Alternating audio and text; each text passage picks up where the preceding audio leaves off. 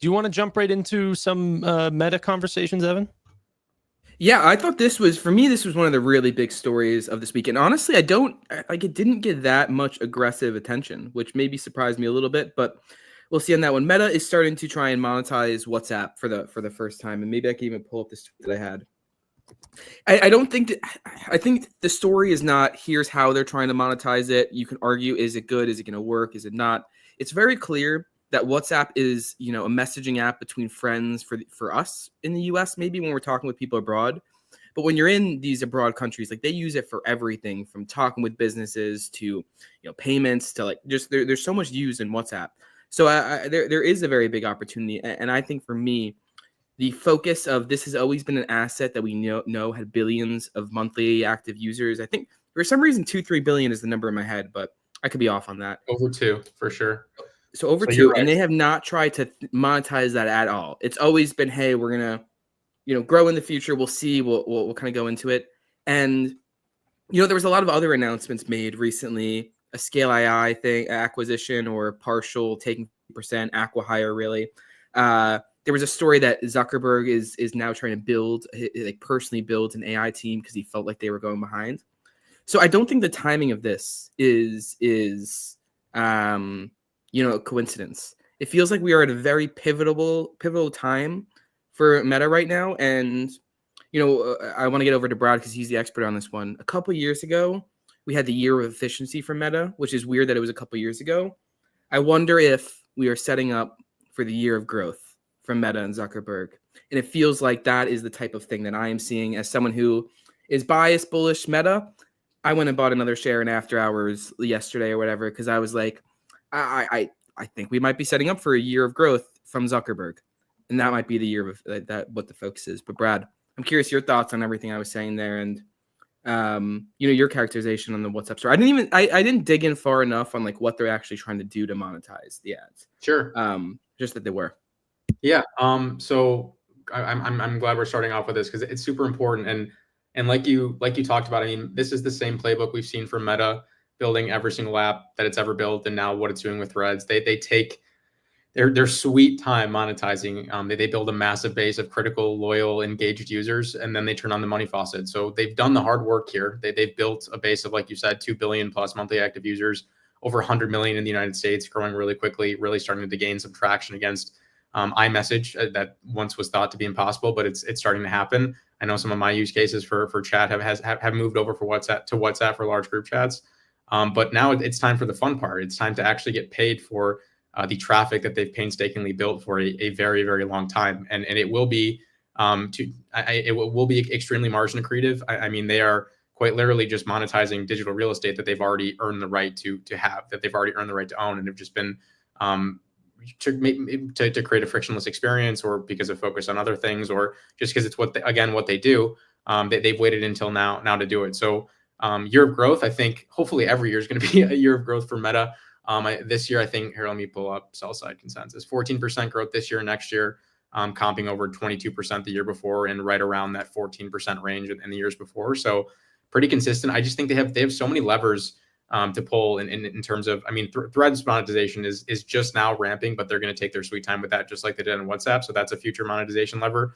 You think of all of the users they have on Ray-Ban now. We'll get into wearables in a minute, and Quest, if that ever turns into a more compelling product that's adopted by the masses, another boatload of impressions and app store sales and all these things that they can layer on for very margin accretive revenue.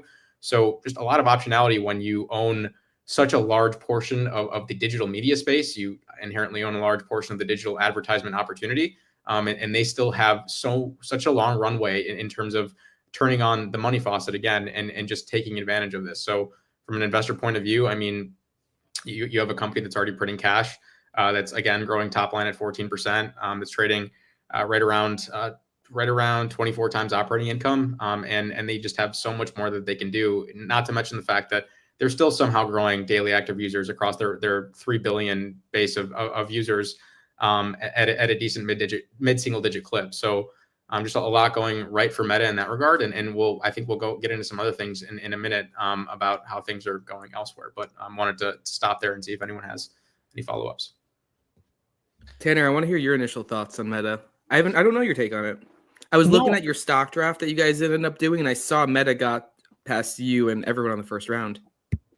Well, I picked Nvidia first round, which I mean that's still my biggest position in my own portfolio, so I had to pick it. Meta is a company that I don't personally invest in my own portfolio, and every day I just think I don't know why I'm not starting an allocation in this. I just feel dumber every day, but I just don't know. Well, one, I don't use many of their products. I mean, aside from a group chat or two on WhatsApp, I'm not a Facebook user, Instagram user, or anything like this. So it's hard for me to relate to some of those things. Meta, like the Ray-Ban products, I'll be probably one of the first adopters if they start becoming, more useful over time. But I don't know how they continue to grow daily active users. I mean, what are we at now? 3.4 billion or something like this? Like, it's absolutely crazy. What number does that get to? So I've always just had slight concerns there, or like moral concerns with the style of their business or something like this. But it's one of the largest businesses that have definitely passed me by, which makes me sad. I should probably mention really quickly what ads are coming to WhatsApp. I didn't really talk about that. So just to give an idea of what they're actually doing, they're putting in display ads for their updates tab. So you just think about communities and businesses and people just giving real time nudges and updates on whatever's going on during the day. Very easy to plug in actionable. Hey, go buy this, or hey, go schedule this event, or hey, go buy this ticket. And then they're adding search ads and premium subscriptions to their WhatsApp channels page. So again, probably traditional sponsored listings is the best way to think about that. If you're searching for new channels to find new content, just people paying to push their way up that feed, like you see on Google and pretty much everywhere else now. Yeah. Is there any other meta topics? Like, Evan, what are your sort of opinions on this name specifically? I think it has to be talked about within the scale of, this is a Magnificent Seven name. It's one of the 5, 6, 7 companies that's above $1 trillion market cap. So obviously it's going to be fantastic. People might actually question that. Roy would be like, "Oh, look at it, Apple. It sucks so much. You don't even have to be that good up there." But no, clearly all these companies are going to be fantastic. But when I'm thinking about those bars, Meta is definitely one of the ones that I get really excited about over the next future. Now, obviously, Nvidia is underpinning a lot of stuff. And I really believe in like the area they're in. Like maybe some people will come up and compete with it. Apple, Microsoft, Google, I don't know. They just don't necessarily get me super excited about that. Amazon does, and Meta is one of the ones that I maybe would even put up towards the top. I really am a fan of the social media space and their domination of it. It's really just a cash cow machine, and they're one of their most used asset, which probably will be a little bit more difficult to monetize because it's used differently. They haven't tried monetizing at all. And, Threads, they're able to just bring up 100 million user platform. They're going after Elon. Threads isn't that great, but it's better than you'd expect. So, from the social media landscape, which I understand pretty well, like, the business is pretty clear. It's a cash cow. I really like what I see as they are taking that cash cow and what they're investing in. Clearly, the Reality Labs was a joke and still maybe is. But when we look back in 10, 20, 30, 40 years, yeah, it feels like that will have been the direction we were going. And they were probably just early and just wasted a lot of CapEx. But at least Zuckerberg was in the right direction. And the Scale AI acquisition, it feels like Zuckerberg's still has his finger on the direction which we are going here. And I think that founder-led aspect, which there's only 1 or 2 other companies up there in those Mag 7 that still have that aspect, is a pretty strong and underlooked asset. So, what are your guys' thoughts on that acquisition, by the way? I think it was like 49% stake for $15 billion, if I remember correctly. Yeah, it was it was really an acqui-hire. They wanted to get Alexander Wang on the team. I also saw some reports that like Google, they had a lot of deals with Scale AI and they're stopping those. So I would love to hear Brad's take on that. And obviously, I'm giving you more qualitative things. Brad's much more of a number guy. So, and he's a fan of it. So I'd love to hear like the number aspects of it, but you own, I don't know, I think it's like 2 out of 7 of the Mag 7. I don't want to go through the things. If you guys want to see actual in real time and all the other stocks he has, link in his bio. Really awesome. You get to see his portfolio, private newsletter. It's fantastic. Tanner's got some cool stuff in his bio too. You should subscribe to his channel if you're watching this and not. But Brad, I just turned into a whole promo there. What's the take on Meta here compared to other Mag 7 names? Where does it rank for you? Yeah, well, there was a lot in that question, so I'm gonna handle the scale AI part of it, and then if you want to ask follow-ups about like just general landscape of Mag 7, happy to cover that. But so Scale AI, they are a data tagging and organizing company. So basically, what they are doing is making sure all this gigantic pile of slop or unstructured data that these models are trying to sift through and inject to train their LLM better than the other guy, so that they can eventually drive post-training inference better than the other guy can for less money and higher performance per compute. So basically, what they are the data ingestion sorter. So they're making sure that everything going into these models is relevant and value creating and not redundant, and things like avoiding malicious prompt injections and making sure that it's not just being fed unreliable or sometimes, downright inaccurate information to do things like raise inaccurate answer rates or hallucination rates.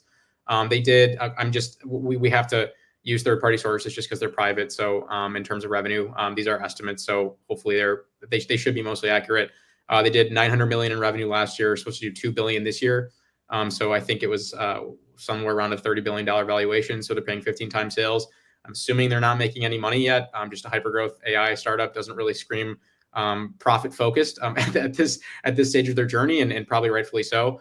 But in terms of customers, who's paying them to do this right now, that data tagging and also helping with like scalability of data ingestion, so to make sure that models can field and use everything that they need to get a leg up over the other guys and all these key performance indicators that we're constantly tracking. But it's an impressive list. So Anthropic, Cohere, and OpenAI. So arguably the three most impressive pure play OpenAI or pure play Gen AI darlings right now. The Department of Defense, OpenAI, so Microsoft, NVIDIA, Amazon, Toyota, Uber, GM, Samsung, Accenture, Databricks. Just a really long list of bellwether clients. And like you said, an acqui-hire. Alexander Wang is. If you just go on Google and read a little bit about him, he's a very impressive person. He was at a high level coding job in Silicon Valley at age 17. Dropped out of MIT. And the similarities you hear between him and Zuckerberg will also start to kind of become clear, which is why I think it's such an interesting duo. Two college dropouts that were two of the youngest self-made billionaires that our world has ever seen. He was a coding protege when he was growing up. He was Sam Altman's roommate during the pandemic for a while, and just extremely highly regarded in this field, and someone who I think is going to be a very important addition to Meta's AI ambitions. Not to mention the fact that he's bringing several other senior level engineers over with him to build this super intelligence team that they're working on with Meta. But I do think some people are saying this is a response to Meta falling behind and Llama losing its luster, and I think that's probably true. But I think these companies, Amazon and Google and Meta and all and OpenAI and Anthropic, I think they are going to consistently and constantly leapfrog each other in terms of model capabilities over the next several years. And I think the company falling behind right now is probably not going to be the company we think is falling behind a year from now. So honestly, when Mark Zuckerberg's running the AI team and running the show, pace of innovation is not something I really worry about. Focus is sometimes something that I worry about.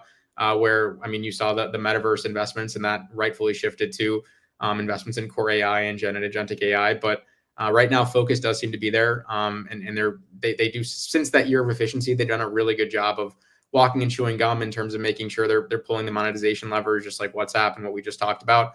Well, they're also investing in things like Ray-Ban glasses, which are, I don't think arguably, but I think it's an opinion, so I won't call it objective, but the leader in consumer AI hardware right now. Not to mention the fact that they're now expanding with a new partnership with Oakley, which we could talk about soon if you'd like to. So I think from a social media standpoint, they're absolutely killing it. From a wearable standpoint, I think they're leading. And from a model standpoint, I think Scale AI is going to give them the muscle they seemingly needed to continue being a large player in the space, and specifically in the open source realm of this space. So yeah, I should. Is the Oakley thing, is it anything more than just like a reskin of like you put in the same tech just in a different pair of glasses? I think I mean, there are, yeah, no, it's, I think that's what it is. Maybe there will be a few new bells and whistles when it comes. I think it's coming out Friday. I'm pretty sure that's when the product announcement is. Yeah, the But 20th, right? 20th, yeah. So yeah, Friday. Good job, Brad. So give myself a high five real quick. But yeah, I think it's gonna. I mean, it is incremental because professional athletes are not wearing Ray-Bans on a field. Like that's not going to happen. And if you're going on a long run and you don't want to wear an Apple Watch, but you want your glasses to kind of track it or whatever. I mean, the sport mode use cases from Oakley, that form factor needs to look like something an athlete will wear during an event. And I don't think a stylish pair of Ray-Bans, though that's what I gravitate towards. I don't think that's really what Patrick Mahomes is going to want to wear. He was teased as a partner for this launch, I think. But so I do think it's incremental, but I think it's incremental mainly from a stylistic standpoint. So I'm more excited for Orion and what that conceptual project turns into, just because I think that's going to be such a large leap forward for combining the power and utility of these really uncomfortable, sweaty headsets with a lot more comfort of wearing a pair of glasses daily. I think we're still a few years away from that being a reality. But that's going to be something to stay laser focused on. And I think updates like Oakley are fun and cool, but maybe not as needle moving as that should hopefully be. Yeah, Orion gets me excited, but it also does feel years and years away, almost like a concept car in a way where it's like, it's very exciting, but we have a lot more breakthroughs to go before this even becomes a reality. At least that's the way that I see it. I don't think they've given a launch date. So I think when that's the case, you can assume it's at least a year or two out, if not more. So, sure. Sure. Go ahead, Evan. We should move off of this one because we've been going for 18. I love this stock, but I also think the one thing I want to leave on it is like, look at the acquisition track record of Meta. A lot of these smaller ones, it's going to be hard to see how they actually, sometimes they just get worked into it. The larger ones, you can look at how they've done off of something. Like you can argue Oculus didn't go super well, although maybe that's underpinning a lot of tech for the future.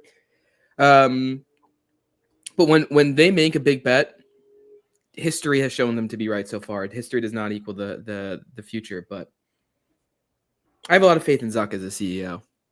He's pretty good. I don't think that money is misplaced with a young CEO that's been a founder his whole life and has continued to innovate and change as the landscape around him has also changed. So I just think we've talked about this maybe 2 episodes ago or last episode, but when Apple fired their ammo of no more cross-app data sharing and Meta figured out a way to plug that signal gap for their digital ad business in like 2 years, I just think that was the largest company in the world who you were fiercely reliant on for so many years just pulled the rug out from under you, and you figured out how to make it work in pretty short amount of time. So to me, that was, if he wasn't battle tested already, he was battle tested and then some times 10 after that. So